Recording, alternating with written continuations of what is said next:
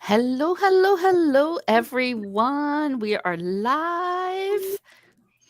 And so I'm Sandra Wint. I am the founder of Me, Her, Us. And Me, Her, Us is all about sharing women's voices and talking about what the work life is about for us and trying to just experience or relate what the female experience in work is. And today I have my very good friend Christy Harst with me. Hey, hey, hey. Hey, hey, hey. I'm so excited that you're here. So, Christy, tell us a little bit about who you are. Okay. My name is Christy Harst. I am a voiceover actor and public speaker. I always give this little bit after because anytime I say voiceover actor, people are like, where have I heard you? What do you do? Dotty dotty. So in 2021 and 2022, I was the national voice of John Deere. And also, I have been one of the national voices for YouTube TV. So streaming, you've probably heard my voice. And I also do a lot of e-learning. So I'm the official e-learning voice at Sherwin-Williams, the high-end line at Delta Faucets, and Mars, the chocolate people. And Woo. I do various other things that you may or may not have heard me from, but those are probably the most notable. I work out of my home studio in Fairview Park, Ohio. I have two children, ages 8 and 10, and a dog. Her name is Consuelo. And she was And just here with us, and yeah, she's she was so just here with us. cute. Yeah. And yeah, so that's me. That's me. That's awesome. That's awesome. And so today we're going to be talking about a podcast that I shared a couple of weeks ago now. It's a Planet Money interview or Planet Money white paper review that was done, kind of like a book club review, a review of economic white papers, which sounds really dry and kind of nerdy, but it wasn't. It was so good.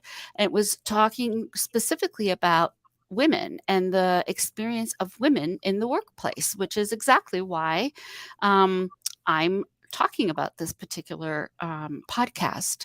And some of the features or some of the things that they talked about, the white papers talked about, was what happens when you are at work and you get a phone call from the school, and why would the school call you, especially if there are backup people that you've put as primaries for the school to reach out to you.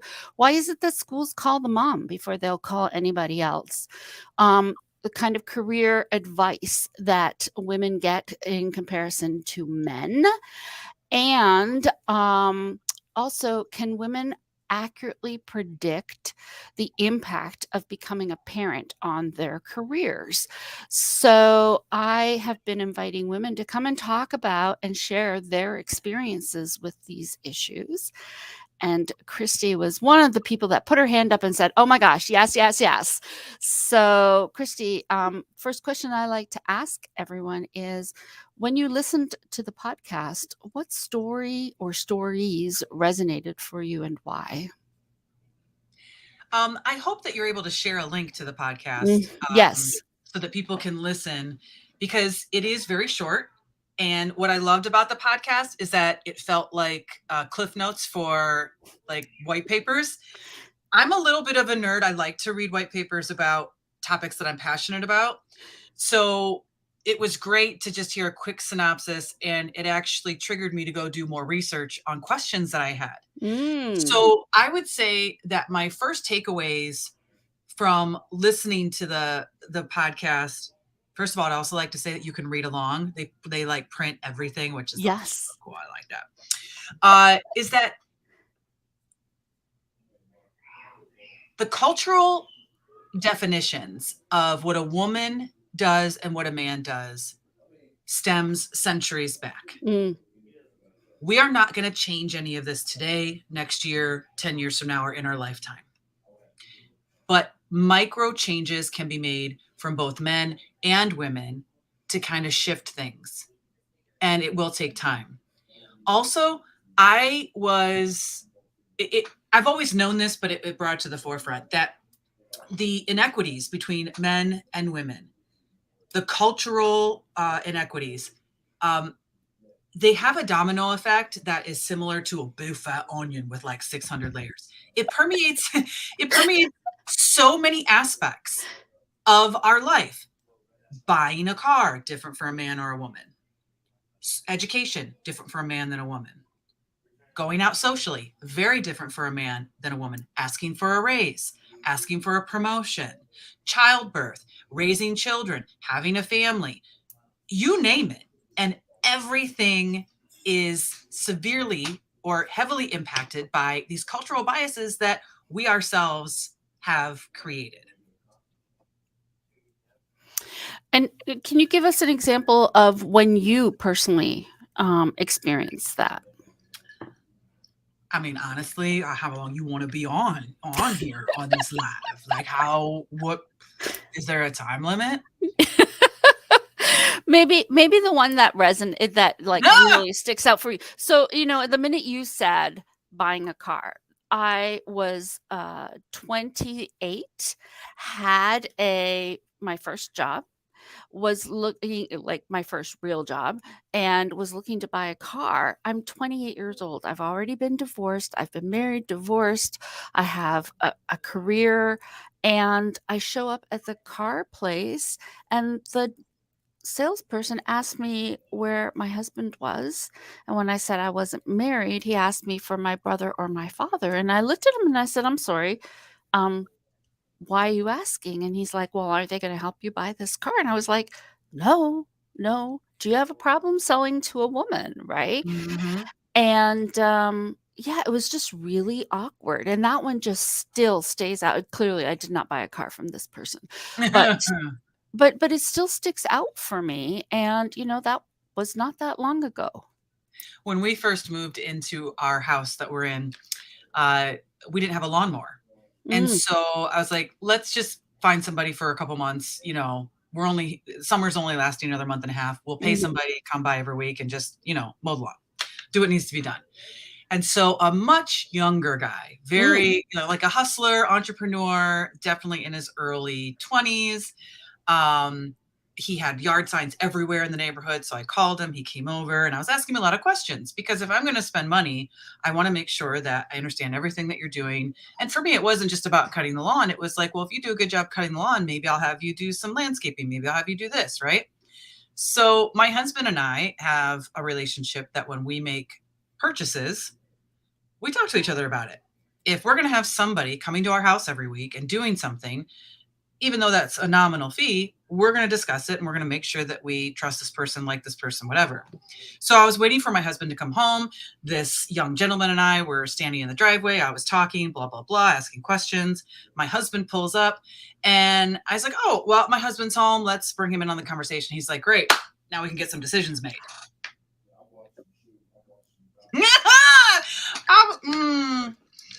Mm, Whoa! you shouldn't have said that because So I kind of chuckled, not only because of his age, because I don't think he realized what he was saying and how he said it, but if he only knew that it really was my decision in the end, right? I'm the one who manages our finances, so he really messed up. And then here's the juicy part. Are you ready for the juicy part? So juicy. Fast forward like 15 years, and my husband and I decide we want to get an in-ground pool for our backyard, right? And so I start researching all these companies, and nobody will put a pool in. They're like, no, we're not going to do it in your city. Your city's too difficult for permits and la-di-da-di-da-di. So I finally find this pool company do it. The sales guy comes out. We love the sales guy. He's nice. He's down to earth. He seems honest. Boo-hoo-ka-choo. Then once we sign on the dotted line and we hand over like the down payment or whatever for this pool, the owner of the company comes with the sales guy. Guess who it is? Guess who it is, Sandra? I Lawnmower don't know boy. who. Lawnmower boy. Lawnmower boy. Uh-huh. And I was like, oh, heck no. No, we did not just buy a pool from Lawnmower Boy. They totally disrespected me 10 years ago. Yes. Yep. Yes. Yep. Oh boy. Yeah. Oh boy. Yeah. Mm-hmm. Mhm. So before you started, so actually, let's close out that story. Did he remember you? Nope. Oh, good. And keep asking questions. Did he disrespect you again verbally? Check, check. Seriously? Yeah. Yeah. Did you cancel the contract or did you move forward? It was the only place that would put a pool in our backyard. So I told my husband all about it, and he's like, "Yeah, we just gotta suck it up. We gotta suck it up." So we sucked it up. Yeah. So I have a women's networking group and we were talking this morning. We had a financial planner who stopped by and, the same thing, right? I was sharing that my experience with financial planners has always been that they talk to my husband rather than talking to me. And the interesting part about the whole thing is once they finish talking to my husband, he looks at me and says, "So what do you think?" Right? Because I'm the one who makes all the money decisions. I'm the one who, knows where the money is buried. Like one of my sons will sometimes say, "Well, I'm going to stick with dad." And dad looks at him and says, "Don't stick with me. Your mom's the one with the money, not me." She knows where it is, not me. I So found yeah. interesting in the podcast, they put a stat out there that moms were 40% more likely to get a phone call from the school. Yes. So let's think about that. If Yes. something happens to your child, they're sick, they have a fever, they hurt themselves on the playground, who gets called? Yes. 40% more moms get called than dads. Mhm. And what was interesting is that study was based off of two heterosexual couples. Yes. So wouldn't it be interesting to have Yes. that study done again with other kinds of households to see how that would turn out? Yes. But for me, it wasn't shocking at all to hear that 40% No. of moms get the call. Yes. Not at all. Yeah. And then when they went to the second part where they were talking about how they asked college age students or recent graduates to reach out to professionals in their industry and ask for Yes. advice. Right? Hey, what do you recommend? I'm thinking about getting into your field. I went to this school, lottie dottie. What do you think? And they basically said that the majority of advice came back to females, number one, that asked. And number two, the kind of advice they got was down and dirty, like all the details, like, oh girl, you better get ready for this and that. And if you want to have a family, forget that, and this, and this, and sacrifice this and do this. And what was interesting to me is that the study and the commentary around it on the podcast was, why are we telling young women how hard it is? Because other men are not telling these young men how hard it is. And I kind of had a flip side view on that. What if these women in these established positions at their job were letting these younger women know what they wish somebody would have told them? Mm. Right? What if these women feel as though it's an opportunity to share with the younger generation, here's what I didn't know when I went into this field. Here's what I didn't know when I accepted this type of job. And I think it can be looked at both ways, right? It can be looked at as, I'm giving you the inside scoop because you're a female, I'm a female, I don't want you to go through what I went through. Or you could look at it the other way, which is what is presented in the podcast and through the commentary, which is, why are we keeping young women from doing what they probably want to do? Or why are we making it seem like it's so difficult and so hard? I think that's a good point, right? There absolutely is an aspect of it I wish I had known. I wish I had known. Um, the the thing that I liked about that particular article was they specifically said, "We never even asked the women if they were interested in being parents. We just made the natural assumption." And I know a number of working women who have deliberately chosen not to have families and who do deal with backlash as a result of that decision, right? Mm-hmm. Because, as you said, our cultural bias is so strong towards women as mothers and nurturers that it's difficult for us to see them in any other way. Yeah. And the whole podcast, after I listened to it with these like tidbits from these three different studies, really ignited some other questions for me in Hmm. my mind. So I started to do a little bit more research.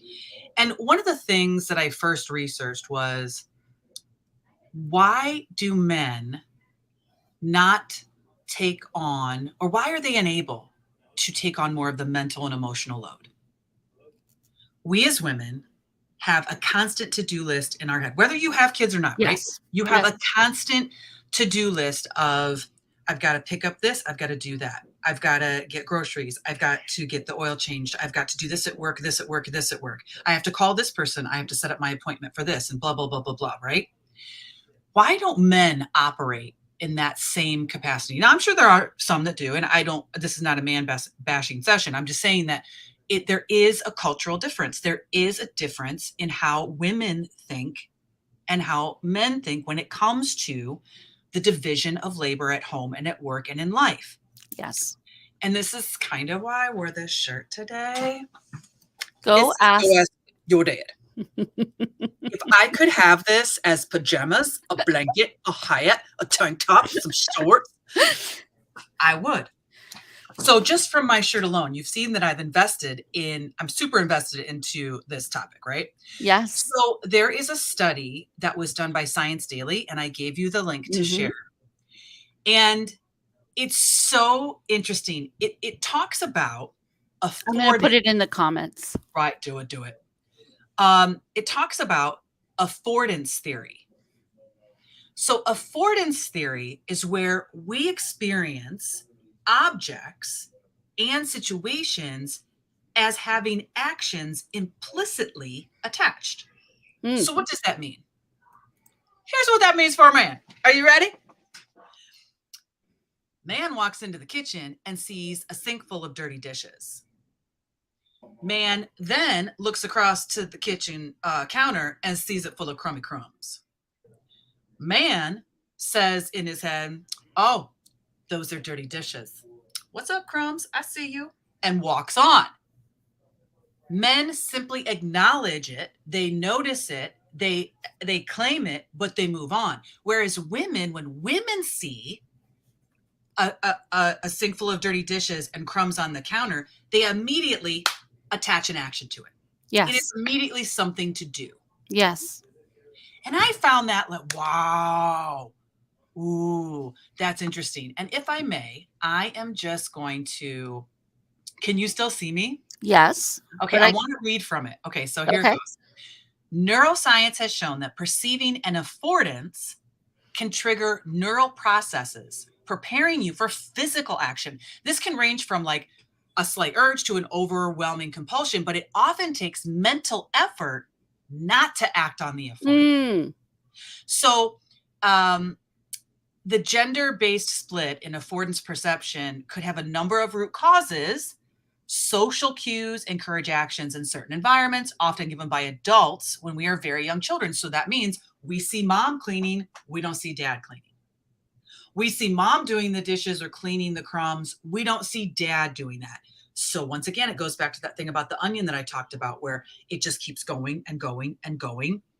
And they talk about, obviously I wanted, okay, so how can we fix this? And it says that we can change how we perceive the world through continued conscious effort and habit cultivation. I like that phrase, habit cultivation. Right? Yes. Men should be engaged to resist gendered norms by improving their sensitivity to domestic task affordances. So a man could make a resolution that while his coffee is brewing in the morning, I'm going to sweep those crumbs that I acknowledged the other day and walked past. Right? So now what do his children then see? They see their dad multitasking, taking care of chores. I found, if anybody, I encourage people to go and read that article because I think it is enlightening. It provides reason to why there is that division, and there's action steps to take. Yeah, I love it. I love it. Thank you for the link is in the comments. So Oh, okay. you people can actually just click and there it is. It's a Science Daily article that Christy is referencing at this particular moment. And at first I'm gonna share two things about my house, right? So my husband worked full time, as did I. He recently retired, and I am working to get my business off the ground, and this is going back like 4 years now, pre-pandemic. I was at an event, and I came home, and my husband had been with the kids all day. And I walk in through the front door, and it's like 10 o'clock at night, right? And it's, Mom, I'm hungry. Can you make me something to eat? And I'm like, what? Bob, why haven't the kids eat? Well, I asked them, they weren't hungry. I'm like, yeah, but just make something, right? But yeah, it was like I was gone all day, and like it literally, they were just the stream of like, Mom, I want this, Mom, I need this. And I was like, well, what just happened here all day? Well, I was missing, like they were queuing up all of these requests when there was an adult there that could have provided all of that support, but the children didn't ask, Mm. right? Whereas a mother would have, like, as a mom, I would have just made dinner and called the kids down and they would have eaten, right? Rather than, Preemptive. yeah, rather than asking them, are you hungry? I would have just known it's time, they should eat. Come on down, right? Yeah. But my husband is now retired, and I have been at work quite a bit, and he does all of the cleaning around the house. And so I sometimes I will smile because he'll come downstairs and he'll get upset that there's dishes everywhere and there's crumbs on the counter and people made dinner last night and didn't clean up after themselves. Like, welcome to teenagers, right? But it's also how we feel, right, as women, when we come downstairs and we spent the whole day cleaning, right? And we walk into a kitchen full of dishes. So it's interesting to have him have that same reaction. But my kids are very used to right now seeing my husband doing all of that Yeah. housework. Isn't that great? It is awesome. Yes. Yeah. In fact, they've now forgotten that mom used to do all that stuff. And I get told, you never clean. Oh, right. Okay. That's awesome. Yeah. Yeah. That's awesome. Now you had another article that you had done some research around too that you wanted to share. Yeah. So obviously, this podcast got me thinking, right? And so I had other questions that I wanted answered. So I went and did the research. And then that led me down like another little hole. And I found this next article from Harper's Bazaar. No. Yeah. Yeah. Harper's Bazaar. Yeah. Okay. Yeah. Harper's Bazaar. It answered a lot of my questions that kind of led to why I always feel like, I'm sure other women have said this. I do everything. Why is Yes. everything on me? 95% of what happens in this house is on me, right? I'm doing everything in air quotes, okay? Because I know my husband's going to watch this. Oh! Why do we feel this way? Why do we feel like we take everything on? Well, that first article that I shared kind of, opens a little bit the door, right? It makes the crack a little wider and helps us understand why this whole idea of affordance theory. But then I dug deeper, and in this Harper's Bazaar article, which I'm going to click on right now just so I can reference it. And we just put it in the comments too. It's called "Men Have No Friends and Women Bear the Burden." Now, the title is "Toxic Masculinity and the Persistent Idea That Feelings Are a Female Thing Have Left a Generation of Straight Men Yes. Stranded on a Emotionally Stunted Island, Unable to Forge Intimate Relationships with Other Men, and it's women who are paying the price." Yes. And I was so intrigued by the title and the tag, and I was like, oh, I got to read this. And it said, unlike women who are encouraged to foster deep platonic intimacy from a very young age, American men, with their puffed up chests and fist bumps and awkward side hugs, grow up believing that they should not only behave like stoic robots in front of other men, but that women are the only people they are allowed to turn to for emotional support, if anyone at all. Yes. And as modern relationships continue to put pressure on the one to be like your one and only, right? Yes. Um, this form of emotional gold digging is not only detrimental to men, but it is exhausting for an entire generation of women. Oh And my this whole gosh. idea of, Amen. Say that again. yeah, I'll almost say it again. I won't say it again. This form of emotional gold digging is not only detrimental to men, it's exhausting for an entire generation of women. And this Yes. idea of being an emotional gold digger, I guess, was first brought up in 2016 by an author who tweeted on Twitter. And what I found interesting is that it goes on to say that men drain the emotional life out of women, Mm. and that women, they believe that their ego and self-worth are often wrapped up in being a man's crutch. Mm. But the Yes. older that women get, the less willing we are to be a man's everything. Not only because we become more confident and wise and, well, like tired, uh, but because our responsibilities pile up with each passing year. And most of retired women that were featured in this article, they're busier than ever because not only they're taking care of themselves, they're taking care of their spouses, Yes. ailing friends, Yes. grandchildren, they're ailing parents, and Yes. sometimes doing volunteering on the side, which means this only gets worse for women as Yes. we go on. Men don't usually put in the effort in maintaining friendships once they're married. And I know that's like my husband has friends, yeah, but it's not like he has friends like I have friends. Do you know what I Right. mean? Yes. The guys at work are the only people other than most men that husbands seem to talk to. Mhm. So who does that leave the emotional burden on? Yeah. You want to say it in unison? Women. Women. Women. It's almost like there's this unsaid expectation that their wives are their therapists, Yes. counselors, main form of entertainment. And sometimes for some men, they even get jealous that their women have lives outside of the marriage, that they have friends that they can go to girls' night with or go out to drinks with or have a weekend with. And Yes. I found the article so interesting because it confirmed some things for me that I've experienced or seen in my own life, but really brought it down to a level of why. And it goes back to cultural bias. It goes back to what we're taught from the very beginning, what we see our moms and dads or family members do. Yes. It all goes back to that. So to me, everything that we're talking about today, from the podcast to the articles I've shared, is that the onus is really on us, both men and women. Yes. And both men and women have to take the step forward. So I was thinking today, after I did all this, I was like, so what can I do today to kind of implement that change? What are some tiny steps that I could do? I love this. Yes. And then I thought, well, if a man has that same thought process, like what are some tiny steps I can do? We talked a little earlier about wiping up crumbs while you're waiting for your coffee, right? But let's be real, Sandy, Sandra, me, her, us.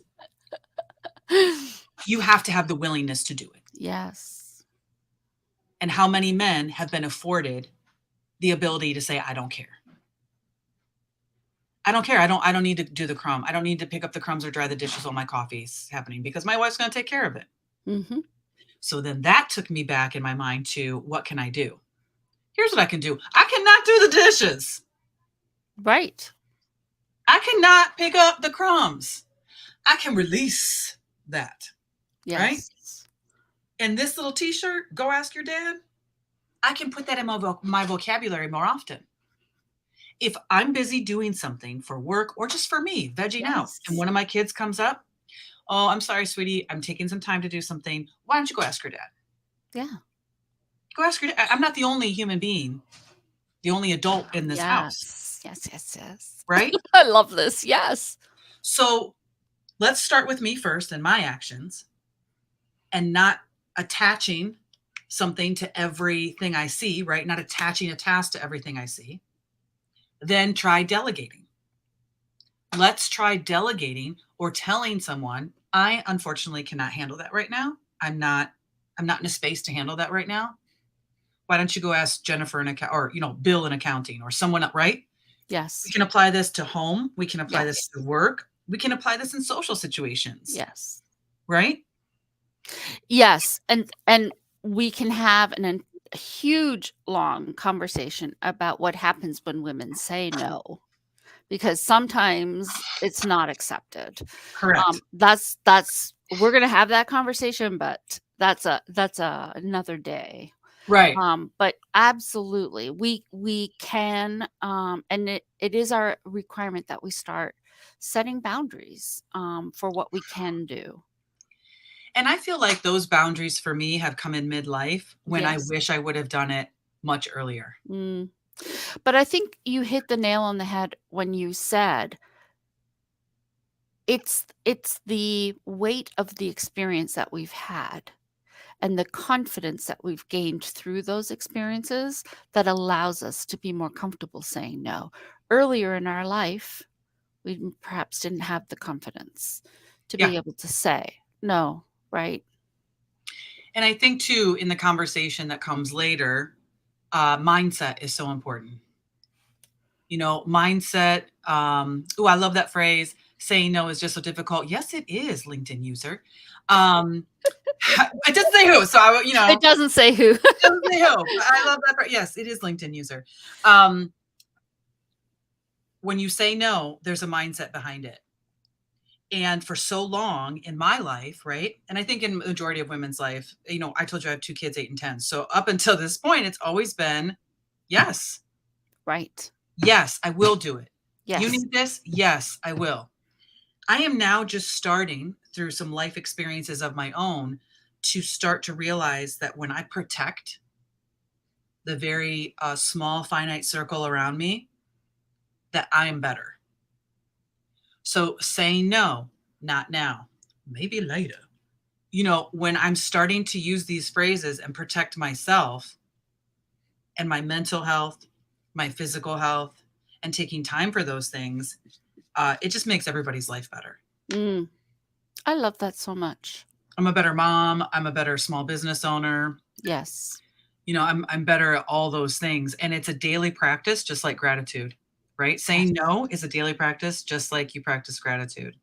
And it's so interesting because we can make a game out of it, Hmm, we right? can. So, it was Annette, Garstick who said Hey, Annette, how you doing? so, one day was asking my son, one of my sons, to do something for me, and he kept saying no, right? Um And then I'd ask him again, and he'd say, "No, I don't want to." And, like, it just kinda kept going all day long, right? And then at one point, he started yelling, "I don't know why it's always me who gets asked," and blah, blah, blah.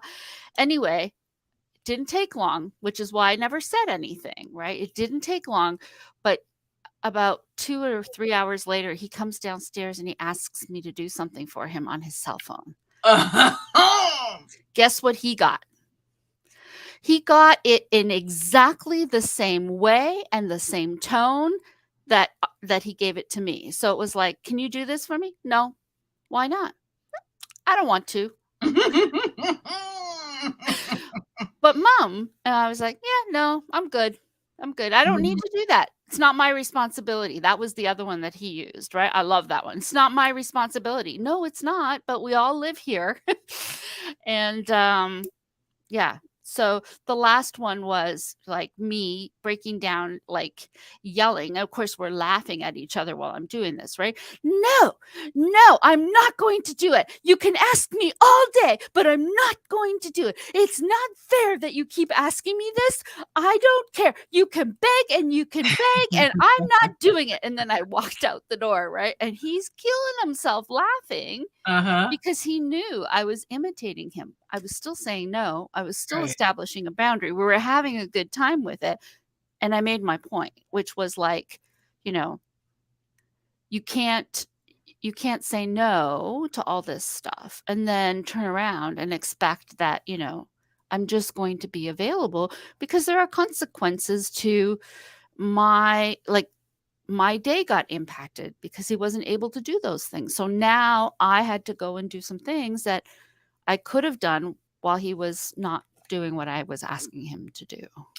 And I think too, it's super important to surround yourself with people that are supporting Yes. your actions to change. Yeah. So, for example, in the last 4 or 5 years, my circle has changed quite a bit and it's gotten super small.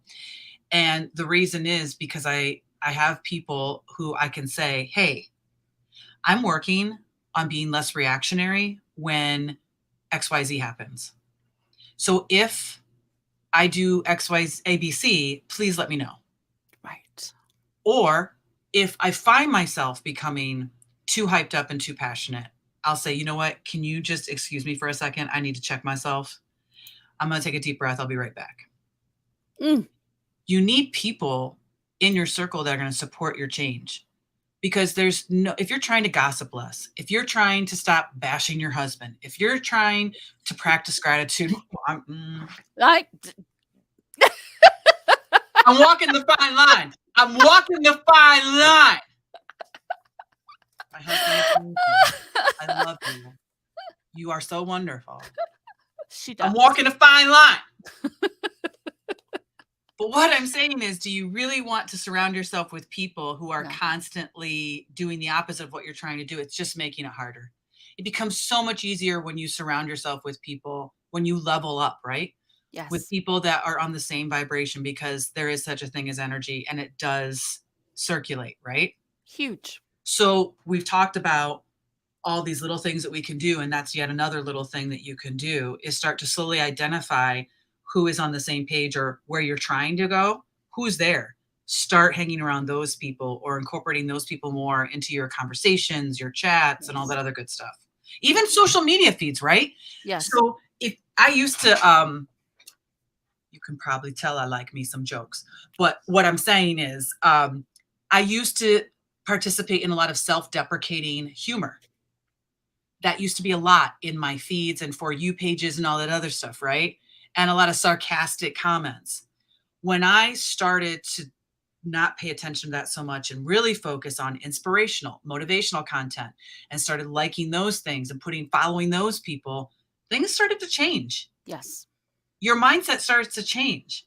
And when something bad happens in your life, you don't look at it as bad. You look Right. at it as like, okay, this is something I can deal with. I know I can, and here's how I'm going to deal with it. Move on. Yes. Because you've got that environment surrounding you. Yes. Oh, so beautiful. Hey, Sandy, guess what? I made this glass. Did you? Oh my gosh. Did you Really? go to the bubble project? It has absolutely nothing to do with this, but I'm I love drinking it. it. And I noticed it on camera and I was like, oh, look how nice it looks. No, I went to the glass asylum and you can Okay. blow your own glass or whatever. Yes. I made it. I love it. You're so talented. No, I'm not really. Somebody else really did it, but Well, they try to make you feel like you're doing it, right? It's like one of those like places where they're like, do this. Okay, and I'll do the rest. I'm like, okay, fine. Where's my wine?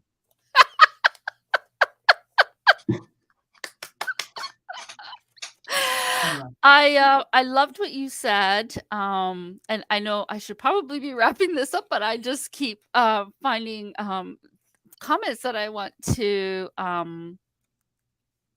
echo. Sure, I sure. loved what you said about we have to make it okay for men to embrace their emotional self, their emotional reality. I don't think we make it safe. And the whole time you were talking about that, I was thinking about the Barbie movie. Oh, you know what? I was telling my husband that I really wanted to go see it because at first I didn't. But then when I started seeing some clips from it and the reviews, I was like, oh, yeah, I've got to see this. And he goes, I want to see it too. I was like, okay, let's go. We have yet to see it.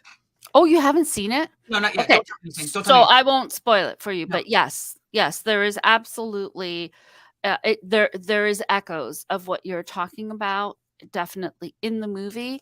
And yes, we need to make it okay for men to talk about their emotional lives, their emotions, about how they're feeling about things, and not be uncomfortable by it.